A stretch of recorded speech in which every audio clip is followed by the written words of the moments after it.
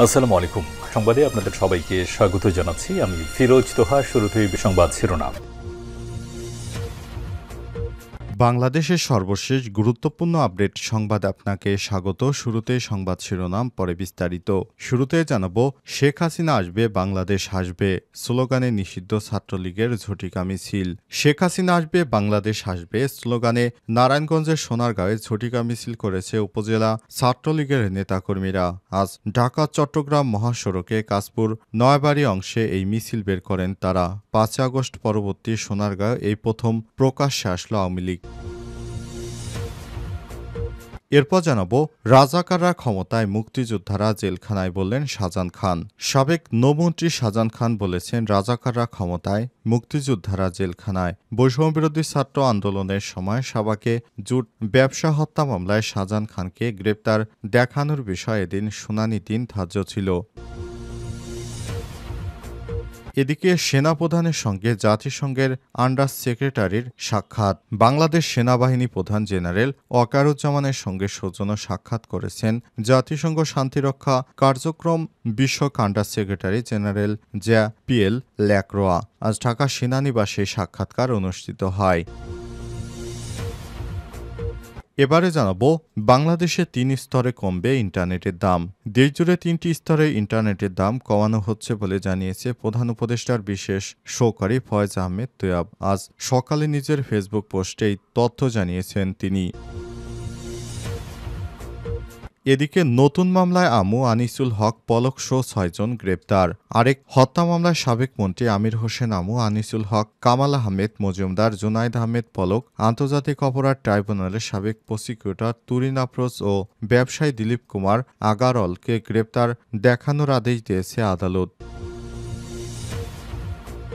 এবং সর্বশেষ জানাবো, ৩১ বাংলাদেশিকে ফেরত পাঠিয়েছে যুক্তরাষ্ট্র। যুক্তরাষ্ট্রের নতুন অভিবাসন নীতির আওতায় চলতি অর্থবছর পর্যন্ত এ পর্যন্ত ৩১ জন অবৈধ অভিবাসীকে ফেরত পাঠিয়েছে যুক্তরাষ্ট্র প্রশাসন। প্রিয় দর্শক, এতক্ষণ শুনছিলেন সংবাদ শিরোনাম, এবারে বিস্তারিত।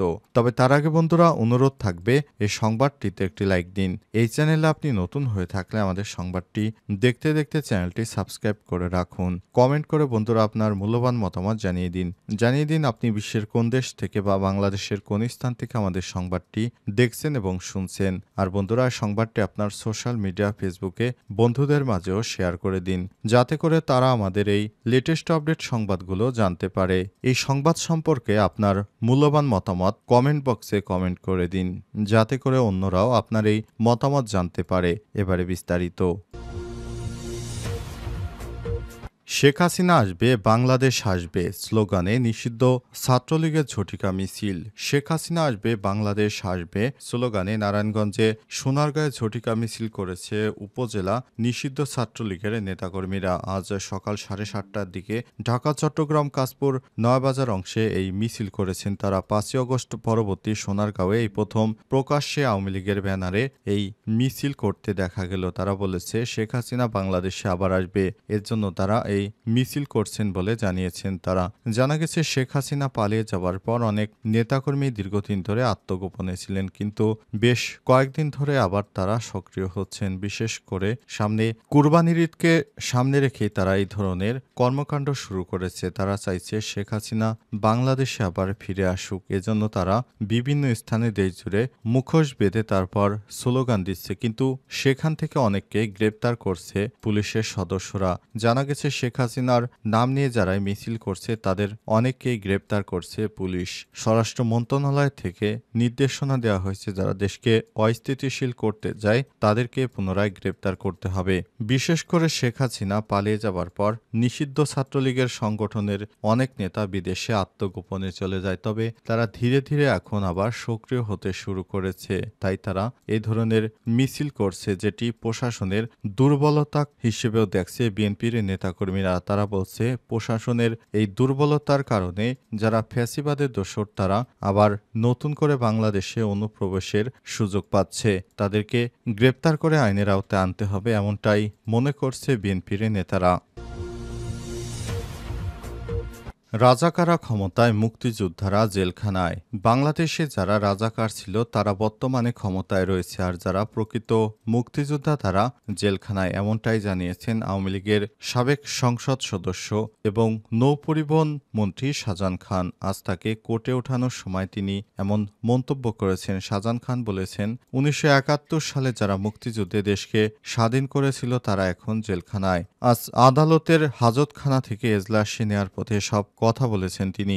বৈষম্যবিরোধী ছাত্র আন্দোলনের সময় শাহবাগে জুট ব্যবসায়ী হত্যা মামলায় শাহজাহান খানকে গ্রেপ্তারের দেখানোর বিষয়ে এদিন শুনানির দিন ধার্য ছিল। এ নিয়ে শাহজাহান খানকে আদালতে হাজির করা হয়। মামলার তদন্ত কর্মকর্তা শাহবাগ থানার মাইনুল ইসলাম খান পৃথক গত ১৩ এপ্রিল শাহজাহান খানকে গ্রেপ্তার দেখানোর আবেদন করেন। আদালত তার উপস্থিতিতে গ্রেপ্তার দেখানোর বিষয়ে শুনানির দিন ২১ এপ্রিল ধার্য করেন। এদিন শুনানিকালে তাকে আদালতে হাজির করা হয়। তাকে ঢাকার সিএমএম আদালতের হাজতখানায় তোলা হয়। শুনানির আগে এজলাসে তোলা হয় তাকে। ওই সময় শাহজাহান খান বলেন, যারা রাজাকার তারা এখন ক্ষমতায়, মুক্তিযোদ্ধারা জেলখানায়। নির্বাচনের বিষয় জানতে চাইলে বলেন, অবশ্যই নির্বাচন করব। এরপর ঢাকার মেট্রোপলিটন ম্যাজিস্ট্রেট মেহেদী হাসানের আদালত তাদের গ্রেপ্তার দেখানোর বিষয়ে শুনানি হয়। শুনানি শেষে আদালত তাকে গ্রেপ্তার দেখানোর আবেদন করা হয়। এরপর হাজতখানায় নিয়ে যাওয়ার পথে শাহজাহান খান সাংবাদিকদের বলেন, তোমরা কিছু বলো না, শুধু আমাকে দিয়ে বলাতে চাও। এ সময় আবারও বলেন,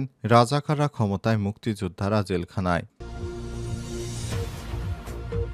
সেনাপ্রধানের সঙ্গে জাতিসংঘের আন্ডার সেক্রেটারি জেনারেলের সাক্ষাৎ। সেনাবাহিনী প্রধান জেনারেল ওয়াকারুজ্জামানের সঙ্গে সৌজন্য সাক্ষাৎ করেছেন জাতিসংঘ শান্তিরক্ষা কার্যক্রম বিষয়ক আন্ডার সেক্রেটারি জেনারেল জ্যা পিয়ের লাক্রোয়া। সোমবার ২১ এপ্রিল ঢাকা সেনানিবাসে সাক্ষাৎ অনুষ্ঠিত হয়। বৈঠকে পারস্পরিক কুশল বিনিময়, পাশাপাশি জাতিসংঘ শান্তিরক্ষা মিশনে বাংলাদেশের সশস্ত্র বাহিনীর পেশাদারিত্ব এবং অবদানের প্রশংসা করেছেন জ্যা পিয়ের ল্যাক্রোয়া।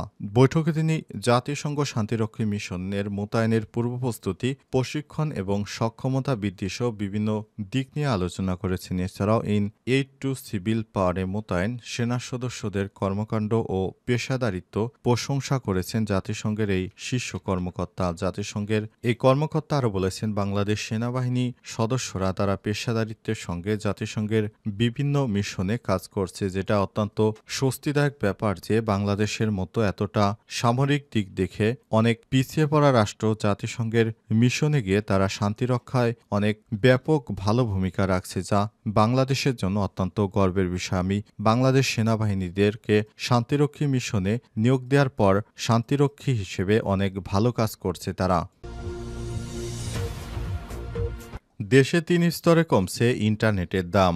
দেশজুড়ে ৩ স্তরে ইন্টারনেটের দাম কমানো হচ্ছে বলে জানিয়েছেন প্রধান উপদেষ্টার বিশেষ সহকারী ফয়েজ আহমেদ তৈয়ব। আজ নিজের ফেসবুক পোস্টে এই তথ্য জানান তিনি বলেছেন, ফাইবার অ্যাট হোম তাদের আইসিটি আন্তর্জাতিক telecommunication circuit, IIG international internet gateway এবং এনটিটিএন ন্যাশনাল ট্রান্সমিশন নেটওয়ার্ক পর্যায়ে ইন্টারনেটের দাম ১০ এবং ১৫% হারে কমানোর সিদ্ধান্ত নিয়েছে। ফয়েজ আহমেদ তৈয়ব আরও বলেছেন, ইন্টারনেট সেবাদাতা প্রতিষ্ঠানগুলোর সঙ্গে আলোচনা করে আইএসপিএবি সম্প্রতি ঘোষণা দিয়েছে যে এখন থেকে ১০ এমবিপিএস ইন্টারনেট সেবা ৫০০ টাকায় গ্রাহকদের দেওয়া হবে।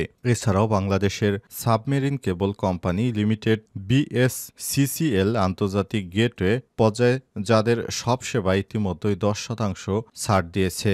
এছাড়াও সরকারি mobile operator Teletalk Eid ul ফিতরের দিন থেকে ১০% ছাড়ে মোবাইল ইন্টারনেট সরবরাহ করছে বলেও তিনি জানান। মোবাইল অপারেটরের প্রতি ইন্টারনেটের মূল্য কমানোর আহ্বান জানিয়ে ফয়েজ আহমেদ বলেছেন, সরকার ইতিমধ্যেই মোবাইল কোম্পানিগুলোকে ডিডব্লিউডিএম ও ডার্ক ফাইবারের মতো সুবিধা দিয়েছে। এছাড়াও আন্তর্জাতিক ও জাতীয় স্তরে যৌথ উদ্যোগে পাইকারি ইন্টারনেটের দাম কমানো হয়েছে। তাই বেসরকারি মোবাইল কোম্পানিগুলোর পক্ষ থেকে এখন আর দাম না কমানোর কোনো যুক্তিসঙ্গত কারণ নেই। সুতরাং আশাবাদ ব্যক্ত করেছেন, চলমান মূল্যস্ফীতির প্রেক্ষাপটে মোবাইল ইন্টারনেটের দাম কমানো হলে তা জনগণের উপর আর্থিক চাপ কিছুটা লাঘব করবে।